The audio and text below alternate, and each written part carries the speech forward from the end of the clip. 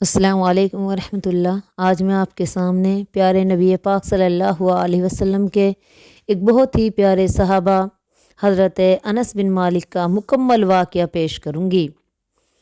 مکہ میں ہجرت کے بعد رسول اللہ صلی اللہ علیہ وسلم مدینہ منورہ تشریف لائے تو ایک دن مدینہ منورہ کی ایک نیک بی بی 10 سال کی عمر کے ایک بچے کا ہاتھ پکڑے ہوئے آپ صلی اللہ علیہ وسلم کی خدمت میں حاضر ہوئی اور عرض کیا، اے اللہ کے رسول صلی اللہ علیہ وسلم، میرے ماں باپ آپ پر قربان ہوں، یہ میرا بیٹا ہے، اس کو آپ صلی اللہ علیہ وسلم اپنے پاس رکھ لیجئے، یہ آپ کی خدمت کیا کرے گا۔ آپ صلی اللہ علیہ وسلم نے بچے کے سر پر محبت سے ہاتھ پھیرا اور ان کو اپنی خدمت کے لیے قبول فرما لیا، لیکن پھر بھی آپ صلی اللہ علیہ وسلم نے بچے کی ماں کے لیے خیر و برکت کی دعا مانگی۔ یہ خوش قسمت بچہ جس کو رسول پاک صلی اللہ علیہ وسلم کا خادم بننے کی عزت حاصل ہوئی، حضرت انس بن مالک تھے۔ ان کی والدہ کا نام حضرت ام سلیم تھا۔ حضرت انس کا تعلق مدینہ منورہ کے ایک معزز خاندان بنو نجار سے تھا۔ ان کی والدہ حضرت ام سلیم بہت نیک بی بی تھی۔ انہوں نے رسول اللہ صلی اللہ علیہ وسلم کے مدینہ تشریف لانے سے پہلے ہی اسلام قبول کر لیا اور اپنے بچے انس کو مسلمان بنا لیا۔ وہ ان کو کلمہ پڑھاتی تھی اور دین کی باتیں سکھاتی تھی۔ بدقسمتی سے ان کے شوہر مالک بن نصر اپنے باپ دادا کے مذہب پر قائم رہے۔ ان کو حضرت ام سلیم کا اسلام قبول کرنا پسند نہ آیا اور انہوں نے ان سے کہا کہ اپنے باپ دادا کا دین مت چھوڑو اور حضرت انس کو بھی اسلام کی باتیں نہ سکھاؤ، مگر حضرت ام سلیم نے ان کی بات نہ مانی، خود بھی اسلام پر قائم رہی اور انس کو بھی دین کی باتیں سکھاتی رہی۔ اس پر مالک بن نصر ناراض ہو کر شام چلے گئے اور وہیں ان کا انتقال ہو گیا۔ حضرت ام سلیم اب بیوہ تھی اور ان کے لاڈلے بیٹے انس یتیم۔ کچھ مدت کے بعد ان کی طرف نکاح کے لیے بہت سے پیغام آئے، مگر انہوں نے ہر ایک کے جواب میں یہی کہا، جب تک میرا بیٹا مجلسوں میں بیٹھنے اور گفتگو کرنے کے لائق نہیں ہو جائے گا میں کسی سے نکاح نہیں کر سکتی۔ جب حضرت انس نے ذرا ہوش سنبھالا تو ان کے قبیلے کے ایک شریف جوان ابو طلحہ نے حضرت ام سلیم کو نکاح کا پیغام بھیجا۔ ابو طلحہ بھی اسلام نہیں لائے تھے، وہ لکڑی کے ایک بت کی پوجا کیا کرتے تھے۔ حضرت ام سلیم نے ان کے پیغام کے جواب میں کہا، میں تو اللہ رب العالمین اور اس کے سچے رسول پر ایمان لائی ہوں، تم پر افسوس کہ تم لکڑی کے بنے ہوئے بت کو پوجتے ہو جو کسی کو نقصان اور نفع نہیں پہنچا سکتا، بھلا میرا اور تمہارا میل کیسے ہو سکتا ہے؟ ابو طلحہ پر ان کی بات کا بہت گہرا اثر ہوا۔ چند دن کے بعد انہوں نے حضرت ام سلیم کے پاس آ کر کہا، مجھ پر سچائی ظاہر ہو گئی اور میں اسلام قبول کرنے کے لیے تیار ہوں۔ حضرت ام سلیم رضی اللہ تعالی عنہ خوش ہو گئی اور انہوں نے حضرت ابو طلحہ کے مسلمان ہوتے ہی ان سے نکاح کر لیا۔ اس وقت حضرت انس کی عمر 9 سال کے قریب تھی۔ حضرت ام سلیم نے ان کے دل میں رسول پاک صلی اللہ علیہ وسلم کی محبت کوٹ کوٹ کر بھر دی۔ چنانچہ جس دن آپ صلی اللہ علیہ وسلم مدینہ تشریف لائے تو حضرت انس رضی اللہ تعالی عنہ بہت خوش تھے اور دوسرے بچوں کے ساتھ مل کر مدینہ کی گلیوں میں دوڑتے پھرتے تھے اور یہ نعرہ لگاتے تھے، رسول اللہ آ گئے، محمد مصطفیٰ صلی اللہ علیہ وسلم آ گئے۔ حضرت انس کہا کرتے تھے، اس دن سے زیادہ روشن اور خوشی کا دن میں نے اپنی زندگی میں کبھی نہیں دیکھا۔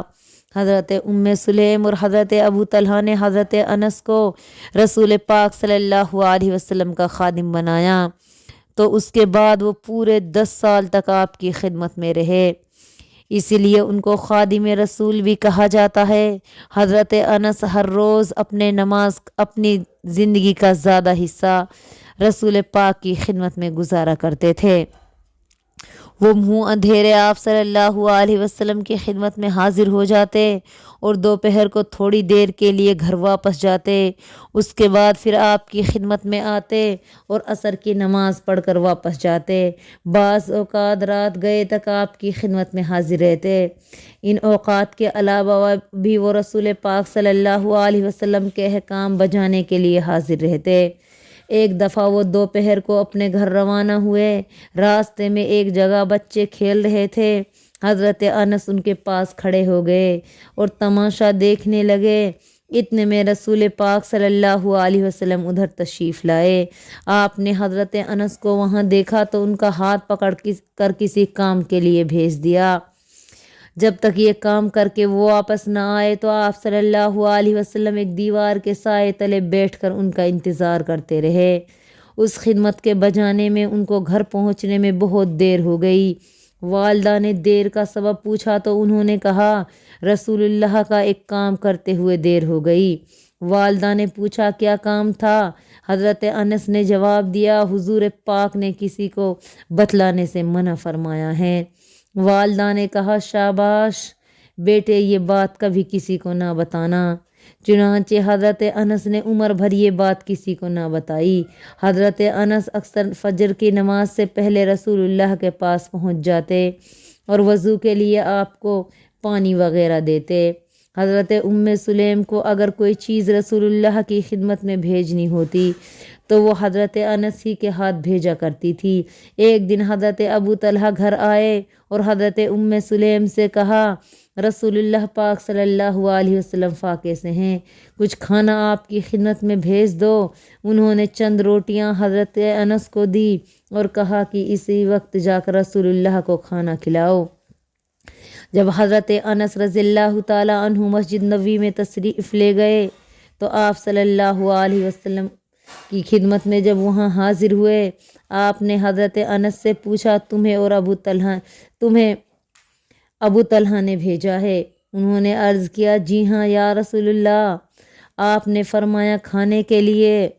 انہوں نے کہا جی ہاں، جو روٹیاں آپ ساتھ لے گئے تھے وہ آپ کی خدمت میں پیش کرنے کی ہمت نہ کر سکے۔ آپ صلی اللہ علیہ وسلم سب صحابہ کو لے کر اٹھ کھڑے ہوئے اور حضرت انس کے ساتھ ان کے گھر تشریف لے گئے۔ حضرت ابو طلحہ کو فکر ہوئی کہ اتنے آدمیوں کے لیے کھانا کافی نہ ہوگا۔ حضرت ام سلیم نے کہا کہ ان کے سب احباب کے لیے کھانے کا کیسے انتظام ہوگا؟ حضرت ام سلیم نے کہا یہ بات اللہ اور رسول بہتر سمجھتے ہیں۔ پھر جو تھوڑا بہت کھانا موجود تھا انہوں نے وہ رسول پاک اور صحابہ کے سامنے رکھ دیا۔ اللہ تعالیٰ نے اس کھانے میں اتنی برکت دی کہ سب نے خوب سیر ہو کے کھایا۔ ایک دن حضرت انس نماز فجر سے پہلے رسول اللہ صلی اللہ علیہ وسلم کی خدمت میں پہنچے تو آپ نے ان سے فرمایا آج میں روزہ رکھنا چاہتا ہوں، کچھ کھلاؤ۔ حضرت انس فوراً اٹھے اور کھجوریں اور پانی لے کر آپ کی خدمت میں حاضر ہوئے۔ آپ نے سحری کھائی اور پھر فجر کی نماز کے لیے تیار ہو گئے۔ حضرت انس کو رسول اللہ صلی اللہ علیہ وسلم سے بے انتہا محبت تھی۔ آپ صلی اللہ علیہ وسلم جو کام ان کو بتاتے وہ اس کو بڑے شوق سے نہایت تیزی اور پھرتی سے کرتے تھے۔ رسول اللہ صلی اللہ علیہ وسلم بھی حضرت انس سے بہت پیار کرتے تھے اور ان کو پیار سے بیٹا یا انیس کہہ کر بلایا کرتے تھے اور اکثر ان کے سر پر محبت سے ہاتھ پھیرا کرتے تھے۔ کبھی کبھی آپ ان پر ہنسی مذاق کی باتیں بھی کر لیتے تھے۔ ایک مرتبہ ان کو اس طرح بلایا اے دو کانوں والے، آپ کو حضرت انس کی تعلیم و تربیت کا خیال رہتا تھا، اس لیے ان کے کانوں میں نیکی کی باتیں ڈالتے رہتے تھے۔ حضرت انس کہتے ہیں کہ ایک دفعہ نبی کریم صلی اللہ علیہ وسلم نے مجھ سے فرمایا اے میرے چھوٹے بچے، جہاں تک ہو سکے اپنے دن رات کو اسی طرح گزارو کہ تیرے دل میں کسی کے خلاف کھوٹ نہ ہو۔ یہ بات میری سنت ہے اور جس نے میری سنت کو دوست رکھا اس نے مجھ کو دوست رکھا اور میرے ساتھ جنت میں جائے گا۔ حضرت انس رضی اللہ تعالیٰ عنہ لوگوں کو یہ بھی بتایا کرتے تھے کہ میں 10 سال رسول اللہ کی خدمت میں گزارے، لیکن آپ صلی اللہ علیہ وسلم نہ تو کبھی مجھ پر ناراض ہوئے اور نہ کبھی مجھے ڈانٹ ڈپٹ کی، یہاں تک کہ کبھی یہ بھی نہ فرمایا فلاں کام کیوں نہیں کیا، یہ فلاں کام کیوں نہیں کر رہا ہے۔ اگر کبھی میرے ہاتھ سے کوئی نقصان بھی ہو گیا تو آپ نے مجھے کبھی ملامت نہیں فرمائی۔ اگر گھر والوں میں سے کبھی کسی نے کچھ کہا تو آپ نے ان کو منع فرما دیا کہ کچھ نہ کہو، تقدیر میں جو نقصان لکھا ہوا تھا وہ ہو گیا۔ ایک دفعہ رسول پاک صلی اللہ علیہ وسلم حضرت انس کے گھر تشریف لے گئے۔ حضرت ام سلیم نے آپ سے درخواست کی کہ یا رسول اللہ، میرے بچے انس کے لیے دعا فرمائیے۔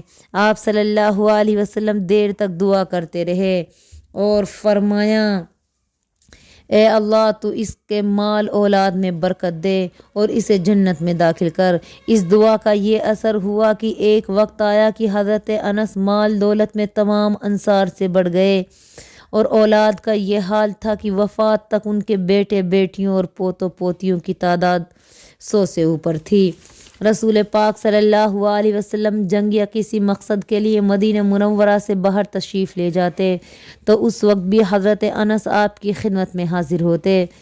جنگ بدر، احد، خندق، خیبر، فتح مکہ، حنین، طائف، تبوک، ان تمام لڑائیوں میں وہ حضور کے ساتھ تھے۔ بیت رضوان جس میں شریک ہونے والوں کو اللہ نے اپنی خوشنودی کی خوشخبری دی، حضرت انس بھی اس میں شریک تھے۔